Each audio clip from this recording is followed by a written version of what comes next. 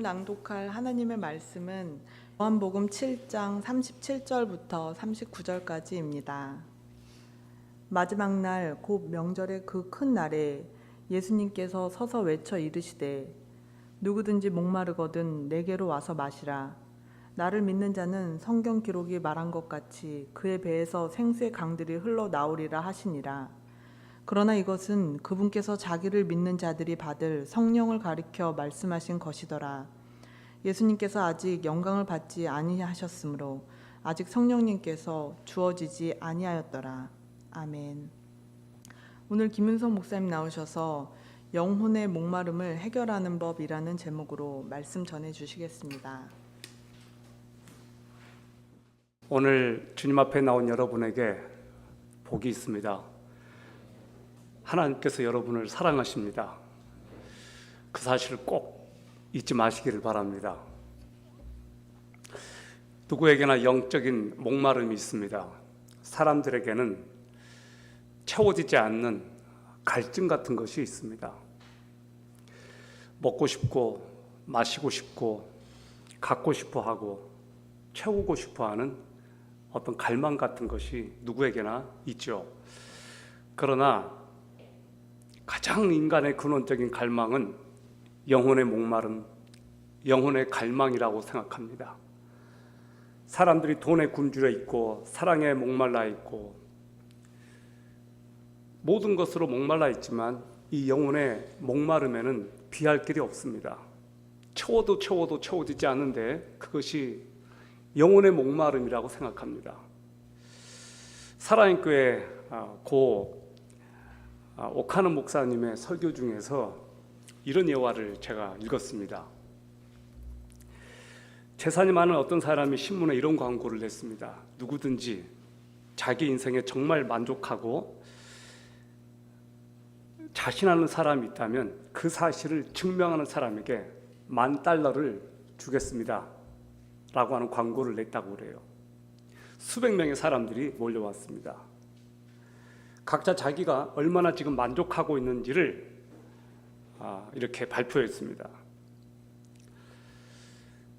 돈이 엄청나게 많아서 만족하겠다는 사람, 아내가 너무 예뻐서 아내 때문에 만족하겠다는 사람, 인기와 명예 때문에 만족하는 사람, 부동산 때문에 만족하는 사람, 가지각색으로 만족한 최고의 삶을 살고 있노라고 그렇게 광고주 앞에서 설득을 했습니다. 그런데 어느 누구도 그 응모자 가운데 광고주가 약속한 $10,000를 가지고 간 사람은 없었습니다. 광고주가 마지막으로 질문 하나를 던졌는데 이 질문을 통과한 사람이 없었다고 그래요. 당신이 정말 그렇게 만족스러운 인생을 살고 있다면 왜 내가 주겠다는 $10,000의 욕심을 내서 여기까지 왔습니까? 바로 그 질문이었습니다. 여러분, 참 의미 있는 예화인 것 같습니다.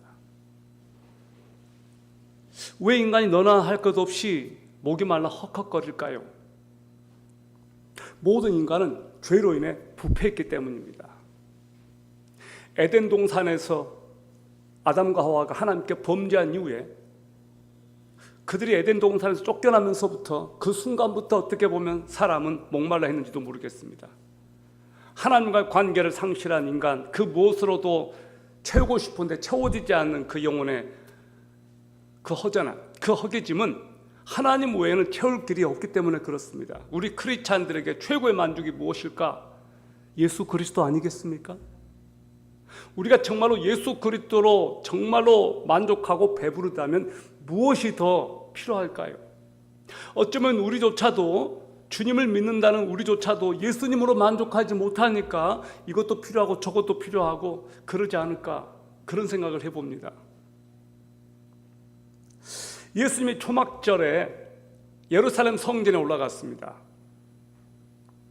이제 다 같이 요한복음 7장 37절을 보시기 바랍니다. 마지막 날, 곧 명절의 그 큰 날에 예수님께서 서서 외쳐 이르시되 누구든지 목마르거든 내게로 와서 마시라. 초막절 마지막 날 클라이막스 그날에 예수님께서 예루살렘 성전에 올라가셨습니다. 예루살렘에 몰려든 사람들이 성전에서 제사를 지내면서 의식을 마무리하는 날이었습니다. 제사장들이 성전에서 나와서 실로암 못으로 가서 그들이 준비한 황금으로 만든 물통에 물을 가득 채우고 와서 성전 제단 앞으로 올라갑니다. 제사장들은 제단을 7번 돌면서 이런 찬양을 합니다. 여호와여 구하옵나니 이제 구원하소서. 여호와여 우리를 구원하소서. 이제 형통하게 하소서. 라는 시편 118편 25절을 반복하고 외치면서 시편 말씀으로 찬양을 드리면서 그들이 길러온 물을 제단에 붓습니다. 모든 축제가 절정을 향하여 가는 그때 사람들이 춤을 추고 감격하고 있을 때, 축제 클라이막스 때 예수님께서 말씀하시는 겁니다. 누구든지 목마르거든 내게로 와서 마셔라. 모든 사람이 듣도록 예수님께서 큰 소리로 말씀하셨습니다. 예수님은 1차적으로 초막절 행사를 지키기 위해서 온 이스라엘 백성들을 향해서 말씀하셨습니다. 더 나아가 예수님은 온 인류를 향하여 그 말씀을 하신 겁니다. 누구든지 목마르거든 내게로 와서 마셔라. 예수님은 모두를 초청하셨습니다. 유명하건 유명하지 않건, 건강하건 건강하지 않건, 잘났건 못났건, 배웠건 못 배웠건, 인종을 초월해서 여러분 청년이든 노년이든 구원의 대상에는 결코 예외가 없습니다.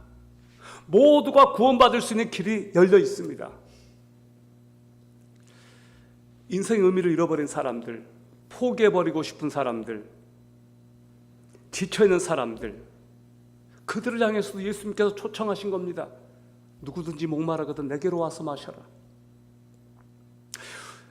이사야 말씀을 보면 이와 비슷한 말씀이 나옵니다. 이사야 55장 1절에 너희 모든 목마른 사람들아 와서 물을 마시라. 돈 없는 사람들아 너희도 와서 음식을 사 먹으라. 와서 돈을 내지 말고 음식을 사 먹고 값을 지불하지 말고 포도주와 우유를 사 먹으라. 이사야 말씀을 보면 목마른 자는 내게로 와서 마셔라입니다. 돈도 필요 없고 공짜라는 거예요. 세상에서 가장 가치 있는 것은 다 공짜예요. 산소 공짜예요. 하나님께서 우리의 목숨을 유지시키는 모든 것들은 다 공짜예요. 너무 가치 있는 것들은 돈을 주고 살 수 없는 것이기 때문에 공짜예요. 구원, 돈을 주고 살 수 없습니다. 억만금을 준다고 누가 이 구원을 살 수 있을까요? 구원은 도저히 인간의 방법이 아닌 거예요. 그래서 공짜예요. 그래서 은혜예요. 하나님께서 우리에게 주신 생명 공짜예요. 여러분 가운데 누가 여러분의 목숨, 여러분의 생명을 돈을 주고 산 사람이 누가 있습니까? 어떤 부모가 돈을 주고 자식을 살 수 있었습니까? 하나님께서 주신 것 아닙니까? 우리 목숨 하루하루 살아가는 것 사실 하나님의 은혜 아닙니까? 구원은 공짜라는 거예요. free. 그 구원을 하나님께서 우리들에게 선물로 주고 싶어 하십니다. 그리고 이 자리에 오신 분들은 그 구원을 선물로 이미 받은 사람들이에요. 할렐루야! 얼마나 감격해야 될 문제일까요? 감사하지 않습니까?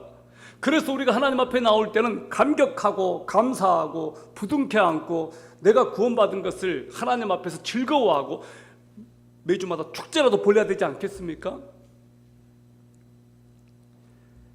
제사장들이 제단에 부은 물은 무엇을 상징했을까요? 그 물은 광야에서 이스라엘 백성들이 목이 말라서 하나님께 부르짖을 때 반석을 쳐서 나온 그 생수를 의미했습니다. 그 생수는 누구를 말하는 걸까요? 예수 그리스도 아닙니까? 반석에서 나온 그 물은 사람들의 목마름을 해결해 주는 예수 그리스도 그분을 의미했습니다. 구약에도 예수 그리스도가 있었습니다. 구약 9절 9절을 보세요. 결국은 그 모든 말씀이 누구를 향하고 있느냐? 예수 그리스도를 향하고 있었습니다. 그래서 구약의 주인공, 앞으로 오실 예수 그리스도, 신약의 주인공, 그들 앞에 있는 예수 그리스도, 지금의 주인공, 우리가 기다리는 예수 그리스도. 어쩌면 우리는 이 세대 안에 예수 그리스도를 보게 될지 모르겠습니다. 저는 믿습니다. 우리 세대 안에 통일이 될 줄로 저는 믿습니다. 북한 사람들에게도 복음이 전파되고 그들이 그토록 믿고 싶어했고 그들이 그토록 기다렸던 통일의 날이 올 것이고 복음이 전파될 줄 믿습니다. 저와 여러분의 사명이 그것 아닐까요? 우리가 이 땅에서 잘 살면 얼마나 잘 살겠습니까? 우리가 이 땅에서 다 가진들 그것으로 다 만족하겠습니까? 영원한 천국에서 주는 것만큼 이 땅에서 그 무엇을 줄 수가 없습니다. 아멘. 우리가 사랑하는 사람에게 줄 수 있는 최고의 선물 무엇일까요? 예수 그리스도 아닐까요? 예수님께서 말씀하셨습니다. 생수를 내는 반석이 지금 여기에 있다. 그 모세가 쳤을 때 바위에서 나온 그 반석에서 나온 생수, 바로 그것이 나다. 내가 영원히 목마르지 않는 생수를 주겠다라고 말씀하시는 거예요. 어떤 사람은 생수를 주겠다고 하니까 나는 생수 원해요. 좋아요. 그런데 나에게 가장 좋은 생수는 프랑스산 에비앙입니다. 그것을 주세요라고 그러더라고요. 이런 여러분, 지금 말하는 생수가 그 생수가 아니라는 것 모르겠습니까? 한라산에서 나온 그 생수가 아니에요. 프랑스에서 나오는 그 생수가 아니에요. 그 생수를 마시면 또 죽어요. 그러나 반석에서 나온 물, 영원한 생수, 하나님의 아들 그 예수 그리스도를 먹고 마시면 영원히 죽지 않습니다. 우리를 영원히 살게 하는 그 생수 예수 그리스도, 그분을 믿으십시오. 그분을 먹고 마시십시오. 예수를 믿는 것이 예수님의 초청에 대한 응답이에요. 믿는 자는 그랬습니다. 초청에 응하는 것이 믿는 거예요. 계산하지 않고 의심하지 않고 받아들이는 것. 우리의 이성이 어떻게 하나님을 품을 수 있겠습니까? 하나님께 나아가는 방법은 믿는 자예요. 그래서 성경은 뭐라고 말하느냐? 나를 믿는 자는 성경 기록이 말한 것과 같이 그렇게 말하고 있습니다. 그럼 여기서 말하는 성경 기록은 무엇을 말하는 걸까? 구약 성경 에스겔이 본 환상이 나옵니다. 에스겔 47장 1절부터 5절을 보세요. 그가 나를 데리고 성전 문에 이르시니 성전의 앞면이 동쪽을 향하였는데 그 문지방 밑에서 물이 나와 동쪽으로 흐르다가 성전 오른쪽 제단 남쪽으로 흘러내리더라. 그가 또 나를 데리고 북문으로 나가서 바깥 길로 꺾여 동쪽을 향한 바깥문에 이르시기로 본즉 물이 그 오른쪽에서 스며 나오더라. 그 사람이 손에 줄을 잡고 동쪽으로 나아가며 천척을 측량한 후에 내게 그 물을 건너게 하시니 물이 발목에 오르더니 다시 천척을 측량하고 내게 물을 건너게 하시니 물이 무릎에 오르고 다시 천척을 측량하고 내게 물을 건너게 하시니 물이 허리에 오르고 다시 천척을 측량하시니 물이 내가 건너지 못할 강이 된지라. 그 물이 가득하여 헤엄칠 만한 물이요 사람이 능히 건너지 못할 강이더라. 에스겔이 보는 환상은 그거예요. 자기가 성전 문지방 밑에서 물이 나와서 동쪽으로다가 성전 오른쪽 제단 남쪽으로 흘러내리는 것을 봤는데 그 물이 성전에서 흘러나오는데 그 물이 발목에 차고 무릎에 차고 허리에 차고 자기 키를 차서 자기가 이제 헤엄칠 정도가 됐다 이 말이에요. 여기서 말하는 물은 뭘 말하는 걸까? 성령님을 말하는 거예요. 구약의 이스라엘 백성들에게 앞으로 이런 일이 일어날 것을 암시해 주는 거예요. 스가랴 14장 8절을 보세요. 그날에 생수가 예루살렘에서 솟아나서 절반은 동해로 절반은 서해로 흐를 것이라. 여름에도 겨울에도 그러하리라. 예루살렘에서 나온 이 생수 누굴까? 예수 그리스도 아닙니까? 예수 그리스도로부터 시작된 이 복음의 생수, 성전에서 나온 그 생수가 온 세상을 덮는다는 거예요. 물이 바다 덮음같이 여호와 영광을 인정하는 것이 온 세상에 가득하는 날이 반드시 옵니다. 저는 요즘 천년왕국을 소망하는 마음이 생겼어요. 아, 정말로 그날이 오는구나. 반드시 그날이 오는구나. 그 소망을 갖게 됐어요. 누구로부터 시작되느냐? 예수 그리스도로부터. 강이 차고 넘쳐서 온몸이 강에 잠기는 상상을 해보십시오.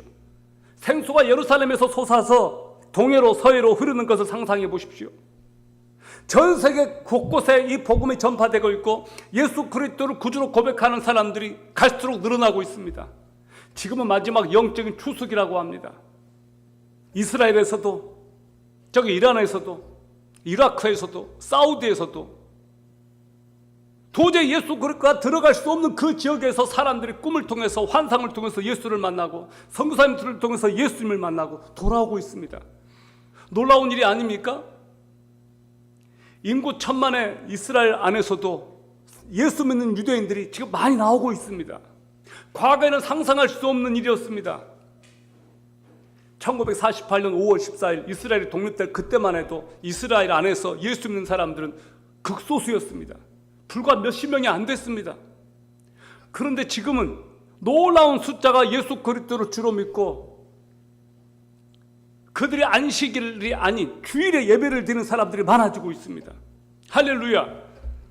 놀라운 일들이 지금 벌어지고 있다고요. 저 북한 땅에서도 사람들이 숨죽여가면서 지금 예배를 드리고 있습니다. 저기 중국 땅에서도, 요르단에서도, 레바논에서도, 터키에서도, 저기 아프리카에서도, 중남미에서도, 유럽에서도 여러분 예수를 믿고 하나님을 바라보는 사람들이 여러분만이 아니라는 것을 아십시오. 그때 모든 성도들이 함께 모여서 서로 얼싸안고 울면서 감격하면서 기뻐하면서 하나님을 예배하는 날이 올 겁니다.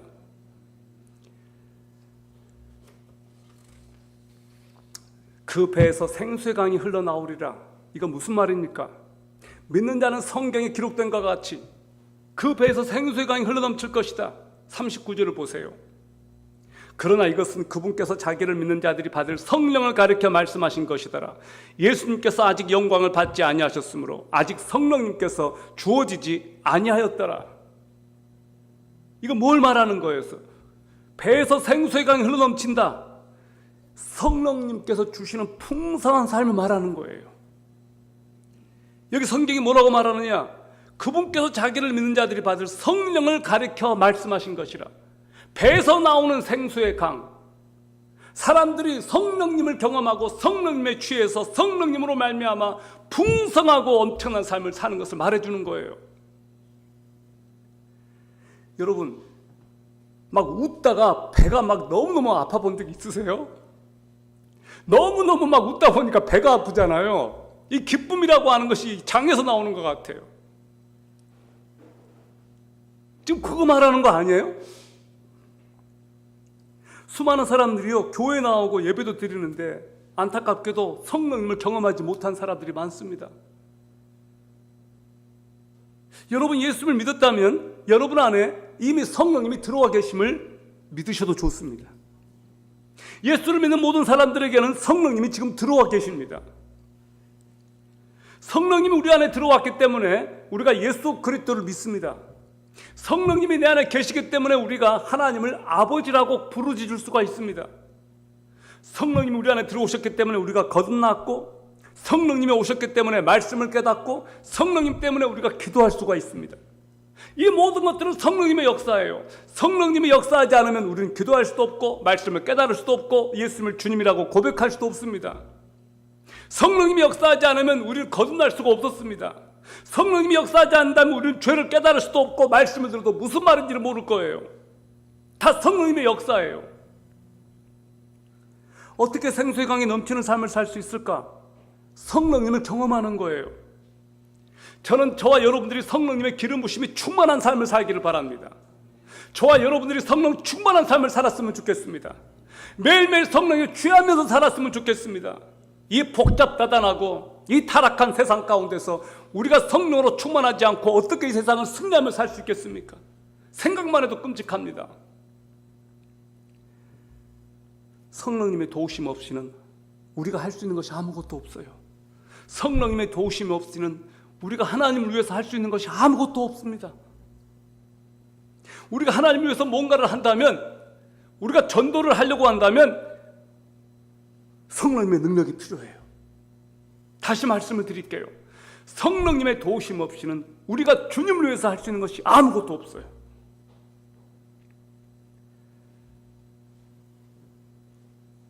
제가 성령님을 처음으로 경험하게 된 것이 대학교 1학년 때였습니다. 능력 있는 삶과 성령이라고 하는 빌브라이트 박사의 책을 읽으면서부터였어요. 그때 성령님의 존재를 처음으로 경험하게 됐어요. 정말로 성령님은 저로 하여금 슈퍼내추럴한 삶을 살 수 있게 하는 분이라는 것을 그때 처음 알았어요. 초자연적인 삶이라고 하는 이 단어가 제 삶 속에 들어왔어요. 아, 성령님을 경험하게 되면 초자연적인 삶을 살게 되는구나. 슈퍼내추럴 라이프를 살게 되는구나.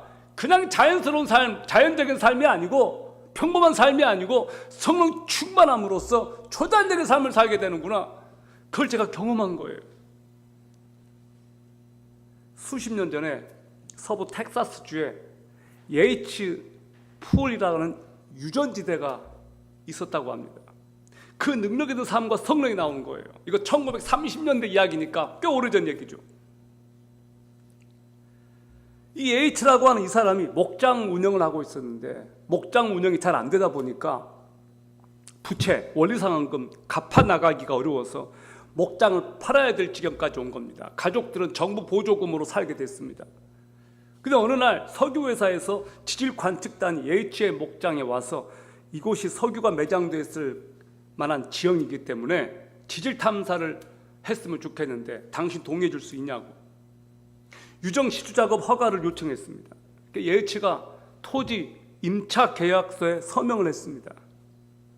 그리고 시추가 시작됐습니다. 엄청난 일이 벌어진 거예요. 지하 115피트에서 석유가 쏟아져 나왔습니다. 첫 번째 유정에서만 하루 6만 배럴의 석유가 쏟아져 나왔다고 합니다. 하루 250만 달러입니다. 우리나라 돈으로 환산해 보니까 33억. 하루만. 시작에 불과했습니다. 정부 보조금으로 살아가던 그가 엄청난 가치의 거대한 유전지대를 깔고 앉아 있었던 거예요. 근데 몰랐던 거예요.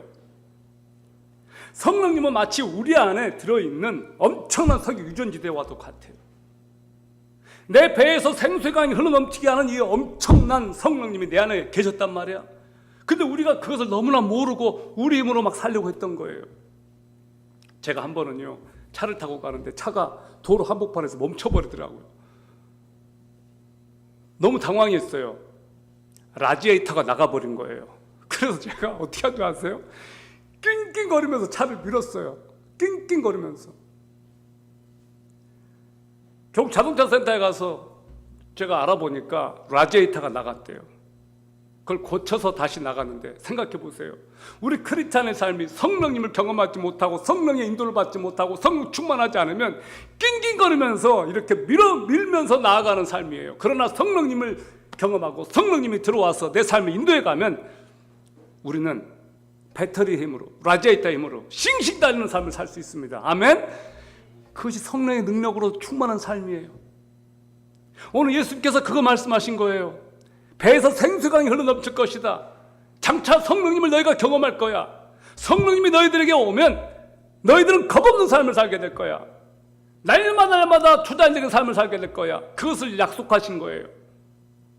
어느 날 초막절날 율법에 얽매인 그 사람들에게 예수님께서 말씀하신 거예요.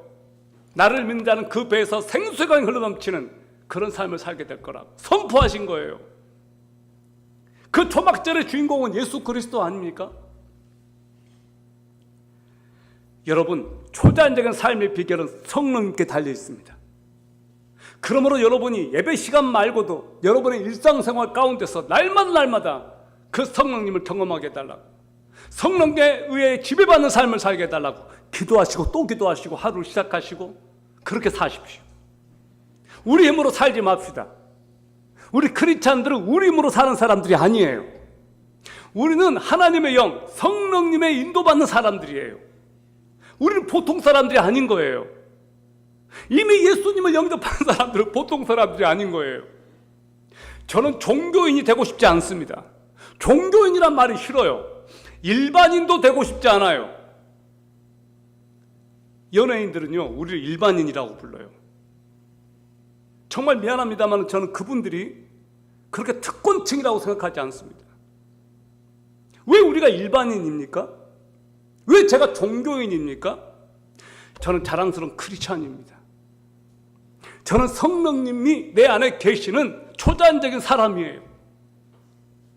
저는 저와 여러분들이 성령님의 인도를 받고 성령님을 경험하고 매일매일 내 삶에서 생수의 강이 흘러넘치는 그런 놀라운 삶을 살게 되기를 진심으로 주님의 이름으로 축원합니다. 오늘 여러분을 진심으로 축복하고 싶어요. 그날이 다가오고 있습니다. 이 마지막 시대에 당신의 백성들이 하나님을 경외하고 예수 그리스도께서 오시는 그날을 바라보며 하루하루를 믿음으로 살 때 우리는 견딜 수가 있고 이겨낼 수가 있습니다. 요한일서 5장 14절은 우리에게 그렇게 말합니다. 그를 향하여 우리의 가진 바 담대한 것이 이것이니 그의 뜻대로 무엇을 구하면 들으심이라. 우리가 하나님의 뜻대로 무엇을 구하면 들으신대요. 에베소 5장 18절은 술 취하지 말라. 이는 방탕한 것이니 오직 성령으로 충만을 받으라라고 말하고 있어요. Be filled with the Holy Spirit. 성령 충만 받으라는 거예요. 뭐 하지 말고 술 취하지 말고. 이 시대는 술 취해서 비틀거리는 시대예요. 사람들이 무엇인가 취해야만 살 수 있는 시대예요. 그래서 마약에 취하고 술에 취하고 뽕을 맞습니다. 그러나 하나님의 사람들은 성령으로 취해 삽니다. 그 성령 충만 받는 것이 하나님의 뜻입니다. 그러므로 여러분 구하세요. 그를 향하여 우리의 가진 바 담대한 것이 이것이니 그의 뜻대로 무엇을 구하면 들으심이라. 주여 성령 충만하는 것이 하나님의 뜻임을 믿습니다. 제가 간구하오니 성령으로 충만하게 하여 주십시오. 그렇게 간구하라는 말이에요. 믿고 기도하라는 말이에요. 그건 하나님의 뜻이기 때문에 반드시 응답이 되는 거예요. 오늘 성령 충만한 역사가 여러분에게 있기를 바라고 성령님의 능력이 여러분을 지배할 수 있기를 진심으로 소망합니다. 아멘.